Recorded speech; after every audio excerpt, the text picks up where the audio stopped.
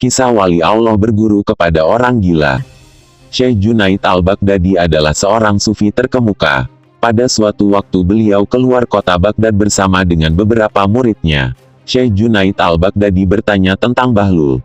Muridnya menjawab, ia adalah orang gila, apa yang Anda butuhkan darinya? Cari dia, aku ada perlu dengannya. Kata Syekh Junaid. Murid-muridnya lalu mencari Bahlul dan bertemu dengannya di gurun. Mereka lalu mengantar Syekh Junaid kepadanya. Ketika Syekh Junaid mendekati Bahlul, beliau melihat Bahlul sedang gelisah sambil menyandarkan kepalanya ke tembok. Syekh Junaid kemudian menyapanya. Bahlul menjawab dan bertanya kepadanya, siapakah engkau? Aku adalah Junaid al-Baghdadi, kata Syekh Junaid. Apakah engkau Abul Qasim? Tanya Bahlul. Iya, jawab Syekh Junaid. Apakah engkau Syekh Baghdadi yang memberikan petunjuk spiritual kepada orang-orang? Tanya Bahlul lagi. Iya, jawab Syekh Junaid. Apakah engkau tahu bagaimana cara makan? Tanya Bahlul. Syekh Junaid lalu menjawab, aku mengucapkan bismillah, aku makan yang ada di hadapanku, aku menggigitnya sedikit, meletakkannya di sisi kanan dalam mulutku dan perlahan mengunyahnya. Aku tidak menatap suapan berikutnya. Aku mengingat Allah sambil makan. Apapun yang aku makan aku ucapkan Alhamdulillah. Aku cuci tanganku sebelum dan sesudah makan. Bahlul berdiri menyibakkan pakaiannya dan berkata, kau ingin menjadi guru spiritual di dunia tapi kau bahkan tidak tahu bagaimana cara makan. Sambil berkata demikian ia kemudian berjalan pergi. Murid Syekh kemudian berkata, wahai Syekh, dia adalah orang gila. Syekh Junaid berkata, dia adalah orang gila yang cerdas dan bijak, dengarkan kebenaran darinya. Bahlul mendekati sebuah bangunan yang telah ditinggalkan lalu dia duduk. Syekh Junaid pun datang mendekatinya. Bahlul kemudian bertanya, siapakah engkau?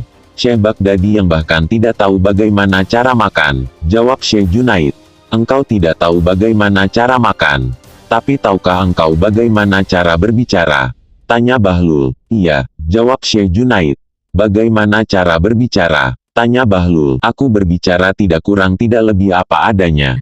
Aku tidak terlalu banyak bicara. Aku berbicara agar pendengar dapat mengerti. Aku mengajak orang-orang kepada Allah dan Rasulullah. Aku tidak berbicara terlalu banyak agar orang tidak menjadi bosan. Aku memberikan perhatian atas kedalaman pengetahuan lahir dan batin. Kemudian ia menggambarkan apa saja yang berhubungan dengan sikap dan etika. Lalu Bahlul berkata, lupakan tentang makan. Karena kau pun tidak tahu bagaimana cara berbicara.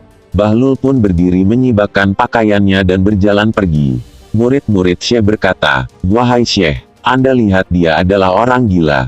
Apa yang engkau harapkan dari orang gila? Syekh Junaid menjawab, ada sesuatu yang aku butuhkan darinya. Kalian tidak tahu itu. Syekh Junaid lalu mengejar Bahlul lagi hingga mendekatinya. Bahlul lalu bertanya, apa yang engkau inginkan dariku, kau yang tidak tahu cara makan dan berbicara? Apakah kau tahu bagaimana cara tidur? Iya, aku tahu, jawab Syekh Junaid. Bagaimana caramu tidur? Tanya Bahlul. Syekh Junaid lalu menjawab, ketika aku selesai sholat Isya dan membaca doa, aku mengenakan pakaian tidurku. Kemudian Syekh Junaid menceritakan cara-cara tidur sebagaimana yang lazim dikemukakan oleh ahli agama. Ternyata kau juga tidak tahu bagaimana caranya tidur, kata Bahlul seraya ingin bangkit dari duduknya. Tapi Syekh Junaid menahan pakaiannya dan berkata, wahai Bahlul, aku tidak tahu. Karenanya demi Allah ajari aku. Bahlul pun berkata, sebelumnya engkau mengklaim bahwa dirimu berpengetahuan dan berkata bahwa engkau tahu, maka aku menghindarimu. Sekarang setelah engkau mengakui dirimu kurang berpengetahuan, maka aku akan mengajarkan padamu. Ketahuilah, apapun yang telah engkau gambarkan itu adalah permasalahan bukan yang utama. Kebenaran yang ada di belakang memakan makanan adalah bahwa kau memakan makanan halal.